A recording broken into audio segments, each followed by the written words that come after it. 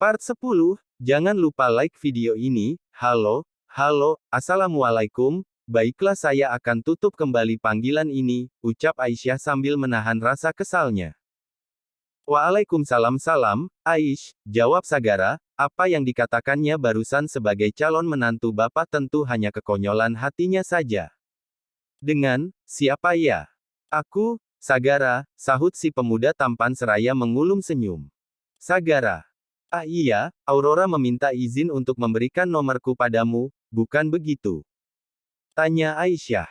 Sagara menganggukkan kepala seolah gadis cantik itu ada di depannya. Mereka kembali terdiam karena memang Sagara tak punya bahan obrolan dengan Aisyah. Sagara, ada apa? Ada yang ingin kamu sampaikan? Tanya Aisyah memulai obrolan. Akhir pekan nanti aku ke sana, tunggu aku dan jangan kemana-mana, sahut Sagara yang tentunya itu di luar rencananya. Oh iya, biar nanti aku bilang bapak dan ibu, tapi Mas Fatih sedang tak ada, jelas Aisyah. Tak apa, asal kamu ada. Jika keduanya saling berhadapan sudah bisa dipastikan Aisyah pasti akan langsung menundukkan pandangan, bagaimanapun ia adalah wanita normal yang punya rasa malu. Sepertinya aku tak akan kemana-mana, di sini sudah mulai musim hujan jika siang menuju sore, kata Aisyah lagi. Ya sudah, kalau begitu aku akan berangkat dari sini pagi-pagi sekali agar bisa sarapan dengan kalian, bagaimana? Terserah padamu, tapi jika benar begitu aku dan ibu akan menyiapkan sarapan pagi lebih untukmu. Iya. Ya sudah, nanti aku telepon lagi ya, aku mau pulang dulu, ujar Sagara, entah kenapa saat sedang bersama Aisyah bayangan papanya pun ikut terlintas di pelupuk matanya. Memang kamu di mana? Tanya Aisyah. Di rumah apa? Percuma ku ceritakan pun kamu tak akan paham, Aish, jawab Sagara sambil tertawa tanda ini sedang meledek gadis bercadar di seberang sana. Iya, keluargamu banyak, begitu kan maksudmu?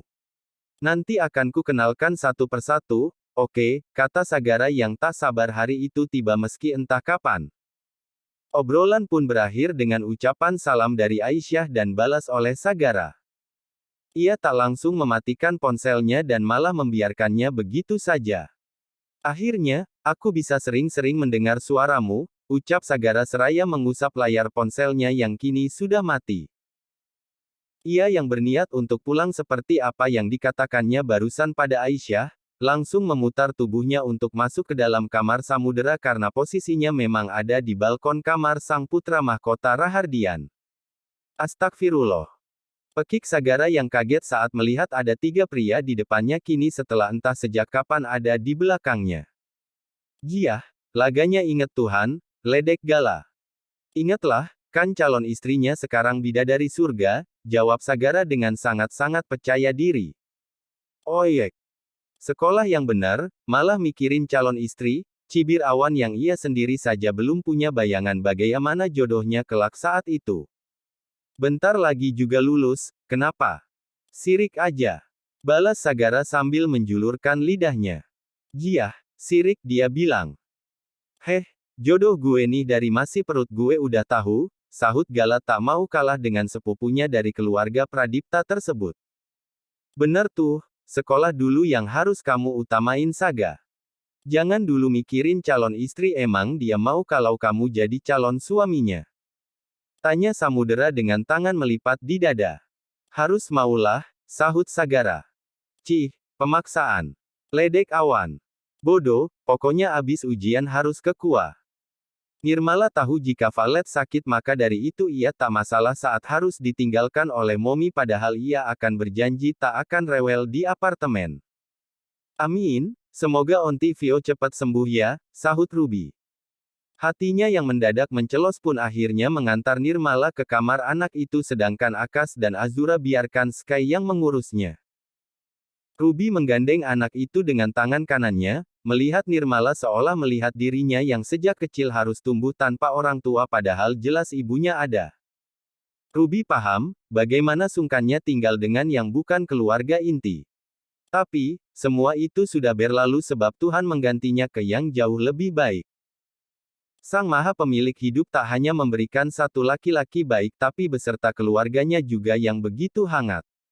Cek Le. Memang Lala sudah ngantuk?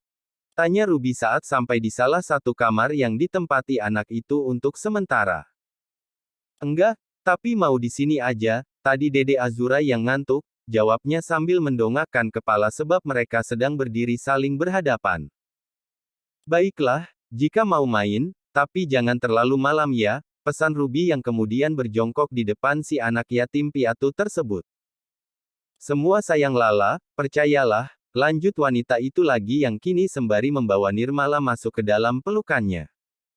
Sedih yang dirasakannya Ruby untungnya tak disadari oleh Nirmala yang hanya menganggukkan kepala. Onti keluar ya, jika butuh sesuatu kamu bisa ke kamar Onti, oke, pesan Ruby yang dijawab anggukan kepala. Esok harinya, Saka sudah bangun lebih dulu dengan cepat menyiapkan segala sesuatunya untuk ia dan Valet. Untungnya saja pria itu bukan tuan muda sombong atau semacam suami yang bergantung atau harus dilayani istri dari ujung kepala hingga kaki. Jadi, apapun yang terjadi dalam rumah tangganya ia akan selalu bisa menghandle dengan sangat baik. Tapi tidak dengan membuat sarapan, karena nyatanya Saka memilih dibawakan dari salah satu restonya yang buka full 24 jam. Bukan terlalu serakah mencari rejeki, hanya saja kadang memang sulit untuk mencari makanan di waktu-waktu tertentu yang biasanya semua resto sudah atau masih tutup, contohnya yang ia alami saat ini. Ceklek. Valet menoleh saat suaminya masuk, tapi dahi Saka mengernyitkan saat melihat istrinya justru sudah mandi dengan rambut yang basah saat keluar dari dalam kamar mandi. Sayang, sudah bangun. Bahkan sudah mandi. Tanya Saka bingung, ia ingat betul ketika ia tinggalkan Valet justru sedang terlelap. Iya, gerah banget. Kita sarapan dulu ya, aku udah pesan makan, ucap Saka yang langsung diiyakan. Valet butuh tenaga karena kenyataan yang harus ia hadapi jauh lebih dari sekedar menguras emosi. Kita ke rumah Momi kan sepulang kuliah? Tanya Valet sebelumnya tak ada rencana seperti ini. Ngapain? Tanya balik Saka. Lihat Nirmala, kasihan kan? Kalau lama-lama di sana, ujar Valet yang langsung membuat Saka tersenyum lebar. Kamu serius, sayang? Apa pernah aku bercanda? Ledek Valet yang langsung diciumi kening dan kedua pipinya oleh Saka. Sepertinya kata terima kasih saja tak cukup untuk mengutarakan rasa bangganya pada sang istri saat ini. Sayang, yakin? Kenapa? Tanya Saka lagi memastikan apa yang didengarnya tak salah. Tidak kamu saja sudah mau menutupi aibku maka aku pun akan melakukan hal yang sama sepertimu. Sagara yang tak tahan ingin cepat akhir pekan mulai uring-uringan sendiri terutama saat di sekolah, apa yang diobrolkan kadang tak semuanya nyambung apalagi saat ia mendapat pertanyaan dari teman dan juga guru yang mengajar. Beneran deh, lo itu mikirin apa sih? Tanya Bian penasaran yang hanya dijawab dengan gelangan kepala. Sagara benar-benar masih bungkam dan menutup segalanya hingga tak ada satupun yang bisa mengulik tentang apa yang sedang terjadi pada pemuda tampan tersebut, padahal mereka berteman bukan lagi hitungan hari dan bulan melainkan bertahun-tahun. Malam minggu ke tempat tongkrongan kayak biasa dan lo wajib datang, ujar Marcel yang begitu tegas ke arah Sagara. Gak janji, jawab putra mahkota Pradipta tersebut. Lo udah sering banget gak nongkrong bareng kita, kenapa? Gak apa-apa, paginya gue mau pergi jadi males kemana-mana, sahut Sagara dengan santainya padahal jelas ketiga sahabatnya sudah mulai jengah dengan perubahan sikap Sagara. Marcel, Bian dan Tata hanya saling melempar pandangan karena bagaimanapun mereka tetap menaruh rasa curiga dan penasaran. Mau pergi kemana? Sama keluarga kamu? Tanya Tata. Enggak, gue pergi sendiri. Aku boleh ikut? Udah lama kita pergi bareng, pinta Tata sedikit memohon lewat tatapan matanya. Gue lagi ada urusan, kapan-kapan aja ya, tolak Sagara yang kemudian bangun lalu pergi begitu saja meninggalkan para sahabatnya tersebut. Tak dipungkiri, semenjak Sagara sempat menghilang memang ia berubah tak seperti biasanya, kadang sering melamun dan bahkan tak jarang mengumbar senyum yang tak jelas alasannya. Selidikin yuk, ujar Bian tiba-tiba, ia yakin apa yang kini ada di pikirannya sama dengan yang di pikiran dia sahabatnya itu. Selidikin gimana? Kita ikutin dia gitu? Tanya Marcel. Bian yang mengangguk mulai menjelaskan rencananya yang akan mereka lakukan demi menjawab apa yang sebenarnya terjadi pada Sagara akhir-akhir ini. Yang jadi masalah, dia berangkat dari rumah yang mana?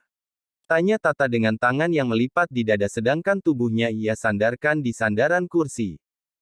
Nah bener tuh, Sagara itu gak jelas tinggalnya, sahut Marcel.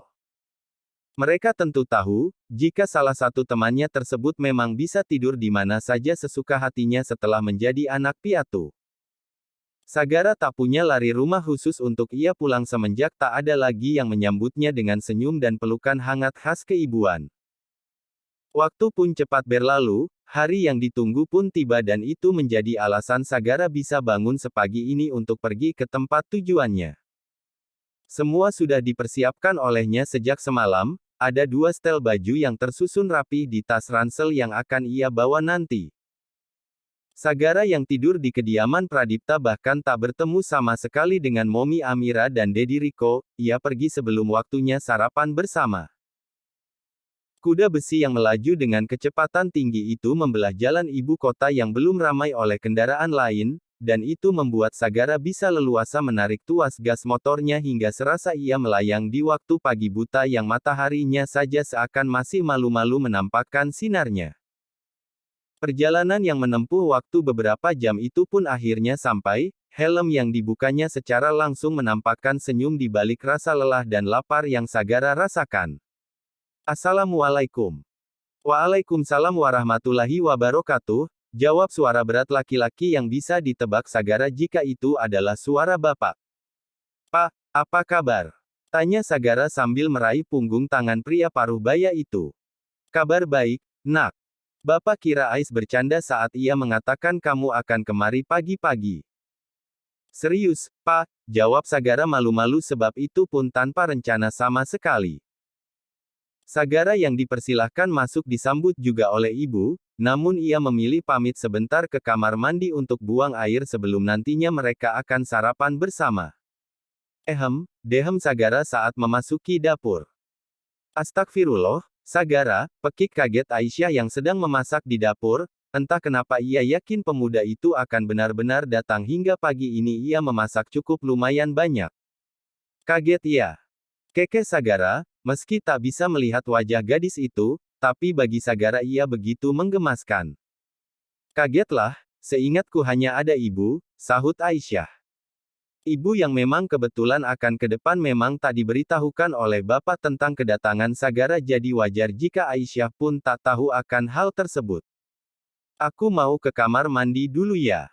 Iya, silahkan, jawab Aisyah. Apa yang dirasakan gadis bercadar itu tak pernah sama saat ia bersama dengan pria manapun termasuk dengan duda anak satu yang terus meminta kejelasan tentang kedekatan mereka selama ini. Padahal, Aisyah hanya menjadi teman baik putrinya yang memang butuh perhatian khusus dari wanita dewasa untuk pengganti ibunya.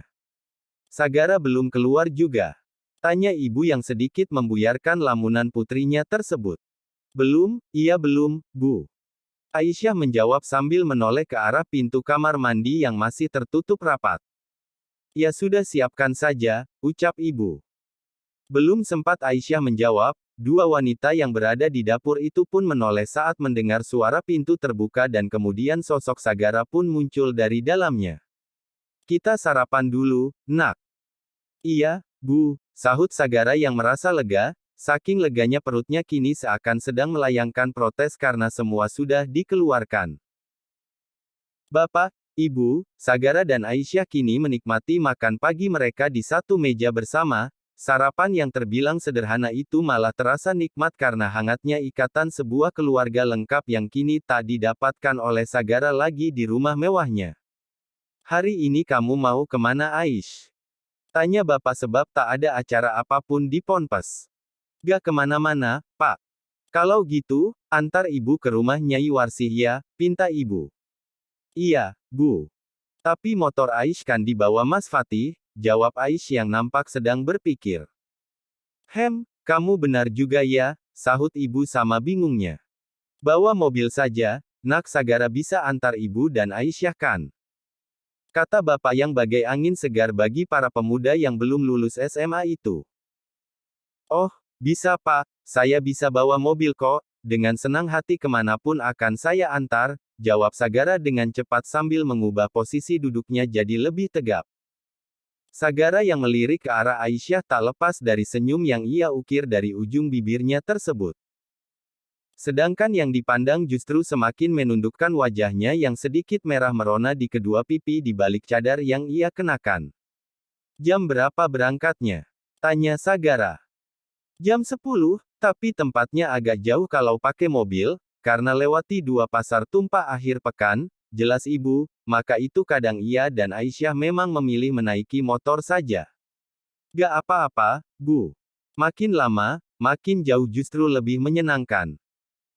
Perjalanan yang kata ibu akan menempuh waktu kurang lebih 1 jam itu dinikmati oleh Sagara. Ia mengemudikan mobil yang ia bawa itu dengan sangat hati-hati, bukan karena ingin selamat sampai tujuan tapi juga ingin lebih lama bersama wanita pujaannya. Sagara tak masalah saat ia harus berada seorang diri di bangku bagian depan sedangkan Aish dan ibu berada di bangku bagian belakang. Keduanya mengobrol dengan serius hingga tak semua dipahami oleh Sagara apalagi ada kalimat-kalimat yang dilontarkan oleh ibu dengan bahasa daerahnya sendiri. Macet ya, nak? Tanya ibu saat sudah 20 menit perjalanan dan ini baru masuk ke area pasar tumpah yang pertama. Iya nih, Bu. Tapi pelan-pelan gak apa-apa ya, sahut Sagara yang lebih memelankan lagi laju mobilnya hingga berasa bukan menaiki kendaraan roda 4 melainkan hewan siput saking lambatnya. Iya, hati-hati saja, banyak pedagang-pedagang yang memang mengambil jalan umum untuk mereka menjajakan dagangannya, sahut ibu yang sepertinya pasrah. Jika pergi dengan Aisyah, biasanya mereka akan memotong jalan lewat belakang pasar tapi sayangnya mobil tak bisa masuk sana karena itu adalah gang kecil pemukiman warga yang satu rumah dengan rumah yang lainnya cukup padat hingga hanya menyisakan jalan yang cukup untuk 2 motor saja. Ramai gak kayak biasanya ya, Bu? Iya, mungkin karena ini awal bulan, banyak yang belanja untuk kebutuhan dapur, sahut ibu. Sebagai ibu rumah tangga tentu ia paham tak seperti Sagara yang masih santai mendengar obrolan 2 wanita di belakangnya itu. Iya, tapi kalau Aish mending milih belanja pasar biasa, Bu, ujarnya yang membandingkan, bukan apa-apa ia hanya tak nyaman jika harus berdesakan dengan banyak orang dan itu sangat-sangat dihindari olehnya semenjak memutuskan untuk benar-benar hijrah ke jalan yang jauh lebih baik yaitu bercadar. Iya, ibu saja akan berpikir 2 kali untuk melakukannya, nak. Sama seperti sang putri wanita Parubaya itu pun lebih memilih ke pasar tradisional biasa meski kadang harga sedikit lebih mahal tapi sepulang dari pasar setidaknya kepalanya tak terlalu sakit karena melihat begitu banyak orang. Bu, Aish mau beli es jeruk di pertigaan depan boleh ya? Tentu, belikan untuk ibu dan Sagara juga nanti ya, jawab ibu sambil mengusap punggung tangan putri bungsunya yang jari-jarinya masih polos belum terikat apapun dan siapapun. Setelah menguras rasa sabar karena laju mobil yang merayap dan juga mendengar sahutan para pengendara yang sama tak sabarnya kini ketiganya bisa bernapas lega sebab area pasar tumpah sudah mereka lewati. Nak Sagara, nanti di pertigaan menepi sebentar ya, Aish ingin beli minuman, ujar ibu yang diiyakan oleh pemuda tampan yang duduk di balik kemudi mobil. Iya, Bu. Sagara yang mendengar permintaan Aish langsung memperhatikan pinggir jalan tempat di mana penjual es berada, dan ia menepi saat ibu menunjukkan salah satu kedai kecil tepat di samping tiang listrik. Aish turun dulu ya, Bu. Ibu pesan yang kayak biasa kan? Tanya Aish yang sudah tahu kesukaan ibu tapi ia tetap memastikan. Iya, nak. Sagara, kamu mau es jeruknya pakai gula gak? Tanya Aish yang tak mau salah memesan karena tak tahu selera pemuda itu. Gak usah, kan udah ada kamu.